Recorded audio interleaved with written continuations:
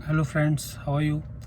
तो कल से हम सब लोग थोड़े से परेशान हैं, थोड़े से मायूस हैं कि एम्स की रिपोर्ट ऐसी आ गई और काफ़ी न्यूज़ चैनल इसको बता रहे हैं कि ये सच्ची है नहीं है। अभी तक ऑफिशियल स्टेटमेंट नहीं आया है। देखिए, मैं यहाँ पे आपको एक बहुत ज़रूरी बात अभी बता देता हूँ कि कोई भी चीज़, कोई भी वस्तु इस दुनिया में 100% प्रूफ नहीं है। ठीक है, ये 100% परफेक्ट नहीं है। अगर कूपर हॉस्पिटल की ही रिपोर्ट 100% परफेक्ट होती तो सीबीआई जांच की ज़रूरत नहीं थी। अगर पुलिस की रिपोर्ट ही 100% प्रूफ होती तो फिर भी सीबीआई की ज़रूरत नहीं थी। इसी तरीके से एम्स की रिपोर्ट अगर आ भी जाती है, उसमें कुछ भी आता है, कोई भी थ्योरी आती है, तो वो 100% परफेक्ट नहीं हो सकती। हर किसी में, we all are human beings, और हर कोई हर केस को अपने नज़रिए से देखता है। इसी तरह से एम्स भी अपने नज़रिए से उस केस को देख रहा होगा या देखेगा। और अभी जो भी स्टेटमेंट आएगी, ऑफिशियल स्टेटमेंट आएगी, तो ऐसा नहीं है कि उसे चैलेंज नहीं कर सकते। ऐसा बिल्कुल भी नहीं है। आप ये ना समझें कि जो विकास सिंह जी हैं, जो उनके लॉयर हैं सुशांत के परिवार के, वो उसको चैलेंज नहीं कर सकते। अगर वो संतुष्ट नहीं होंगे तो वो कोर्ट में उसे भी चैलेंज कर सकते हैं।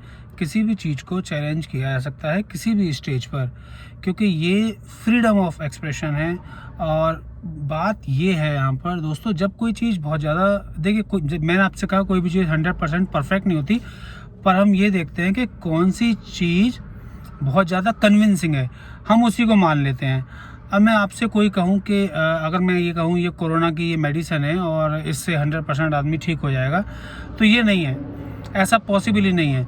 आप ये कहेंगे, या मैं अगर ये कहता हूँ कि इससे काफ़ी हद तक कोरोना को रोका जा सकता है, या काफ़ी हद तक सिम्टम्स को दबाया जा सकता है, या काफ़ी हद तक इंसान के ठीक होने के चांसेस हैं, तो बहुत ज़्यादा कन्विंसिंग थ्योरी बन जाती है। और कोर्ट भी बहुत ज़्यादा कन्विंसिंग थ्योरी को देखता है, कन्विंसिंग एविडेंसेस को देखता है।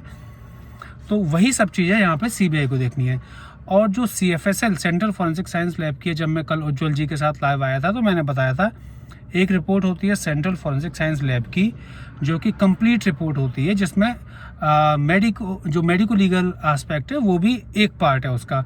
और जो एम्स अपना बना रहा है वो कम्प्लीटली मेडिको लीगल एस्पेक्ट के ऊपर बना रहा है, अपनी रिपोर्ट बनाई होगी कि बॉडी के ऊपर क्या सिम्टम्स थे, बॉडी के ऊपर क्या साइनोसिस थी, कितनी लिविडिटी थी, पोस्टमार्टम लिविडिटी थी, फोटोग्राफ्स देखकर, क्योंकि बॉडी तो उन्होंने भी नहीं देखी। तो 100% प्रूफ वो भी इसलिए नहीं हो सकती क्योंकि बॉडी उन्होंने भी नहीं देखी। 100% प्रूफ वो भी इसलिए नहीं हो सकती क्योंकि जो फोटोग्राफ्स भी उन्होंने देखे वो भी रात में ही लिए गए, उसी टाइम पे लिए गए होंगे। अब फोटोग्राफ भी पूरी तरह से अच्छी तरह से लिए गए या नहीं लिए गए, तो बहुत सारी चीज़ें हैं जिसको हम कई पॉइंट्स पर चैलेंज कर सकते हैं। ठीक है, तो बिल्कुल भी मायूस होने की ज़रूरत नहीं है। हाँ, डिपेंड करता है कि जो उनके लॉयर हैं विकास सिंह जी, उनकी कैसी इंटेंशन रहती है, वो कितना इसको और कन्विंसिंग तरीके से लेते हैं या कितना चैलेंज करने की कोशिश करते हैं। तो ये यहाँ पर मेन मुद्दा रहेगा। अभी अर्नब जी का मैं वो सुन रहा था लाइव टीवी पर कि वो कल 10 बजे कोई खुलासा करने वाले हैं। देखते हैं वो क्या खुलासा करने वाले हैं और उस खुलासे से कितनी हेल्प होने वाली है सीबीआई को 302 फाइल करने के लिए। तो आप सब लोग मायूस मत होइए, हम सब लोग साथ हैं। और जैसा कि मैं अपने वीडियोस के माध्यम से बहुत सारी जानकारी लेकर आता रहा हूँ फॉरेंसिक की, तो आगे भी अगर कोई रिपोर्ट आती है, कोई ऑफिशियल स्टेटमेंट आता भी है, तो हम देखते हैं उसमें क्या चीज़ है, उसमें कितनी कन्विंसिंग पावर है, कितनी नॉन कन्विंसिंग पावर है, कितनी चीज़ें अच्छे से समझाई गई हैं, कितनी नहीं समझाई गई हैं। तो ये सब बातें होती है। कोई भी रिपोर्ट अपने आप में कॉन्क्लूसिव नहीं हो सकती। देखिए, कॉन्क्लूसिव तभी होती है जब मोर कन्विंसिंग हो। अगर वो मोर कन्विंसिंग नहीं होगी तो उसको हम कॉन्क्लूसिव नहीं मानेंगे। ठीक है, हाँ, वो इंक्लूसिव या एक्सक्लूसिव हो सकती है। जैसे कि कूपर की जो पोस्टमार्टम रिपोर्ट थी, हमने उसको इंक्लूसिव या एक्सक्लूसिव माना, नहीं हम इसे नहीं मानते और हमें तो दूसरी रिपोर्ट चाहिए, तो हमने उसको एक इंक्लूसिव के तौर पर माना, हमने उसको कॉन्क्लूसिव नहीं माना। इसी तरीके से एम्स की रिपोर्ट भी आएगी, शायद वो कॉन्क्लूसिव हो सकती है, मोर कन्विंसिंग हो, और शायद नहीं भी हो। अगर नहीं होगी तो जो उनके लॉयर हैं विकास सिंह जी, उनका पूरा राइट बनता है कि वो उसको चैलेंज करें, और जिस भी कोर्ट में चैलेंज करना है। और जो डिफेंस फॉरेंसिक एक्सपर्ट होंगे या डिफेंस के डॉक्टर्स, वो जिनको भी लाना चाहेंगे, उस रिपोर्ट को भी वहाँ पे चैलेंज किया जा सकता है। और उनको भी मैं ये समझाना चाहूँगा, ऐसा नहीं है कि कोई भगवान रिपोर्ट बना रहे हैं, ऐसा कुछ भी नहीं है। देखिए केवल भगवान ही परफेक्ट है इस दुनिया में, और हम सब लोगों को उन्हीं पर आश्रित भी होना पड़ता है। हम सब लोगों की जितनी भी नॉलेज होती है, हम उसके हिसाब से अपनी ओपिनियन रखते हैं। जो नॉलेज, जो एक्सपीरियंस होता है, उसके हिसाब से ओपिनियन रखते हैं, और ओपिनियन हमारी इन्फ्लुएंस भी हो सकती है बहुत सारे फैक्टर्स है, ये हम जानते हैं, यहाँ पर बताने की आवश्यकता नहीं है। तो थोड़ा धैर्य बनाए रखिए, देखते हैं आगे आने वाले समय में क्या होता है।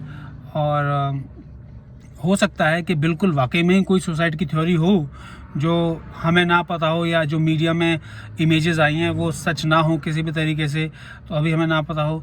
देखते हैं कि एम्स की रिपोर्ट का जो आधार है वो बेसिस है वो क्या रहता है। और देखिए जैसा कि मैं कल भी बता चुका हूँ कि सीबीआई के लिए ये खाली एक बेस रहेगा। ये जो एम्स की रिपोर्ट होगी ये कोई कॉन्क्लूसिव पॉइंट नहीं है कि नहीं वो एम्स की रिपोर्ट आते ही अपना कॉन्क्लूजन दे देंगे कि नहीं ये मर्डर है, नहीं ये सुसाइड है। ऐसा नहीं है, सब कुछ इन्वेस्टिगेटर्स के हाथ में बाद में होता है। वो सारी चीज़ों को एज अ होल देखते हैं कि पूरा के वो पूरी चीज़ को कमांड करते हैं कि एक हो गई एम्स की रिपोर्ट, एक हो गई फॉरेंसिक की रिपोर्ट, एक हो गया सर्कमस्टेंशियल एविडेंसेस, एक हो गया स्टेटमेंट्स जो टेस्टिमनीज मेड बाय पीपल, और बाकी हो गए आई विटनेसेस, बाकी हो गए हियर से विटनेसेस। बहुत सारी चीज़ें हैं जो इसमें देखने वाली होती हैं। तो प्लीज़ निराश मत होइए, धैर्य बनाए रखिए। मिलते हैं कल जैसे ही कोई खबर आती है। बहुत बहुत धन्यवाद।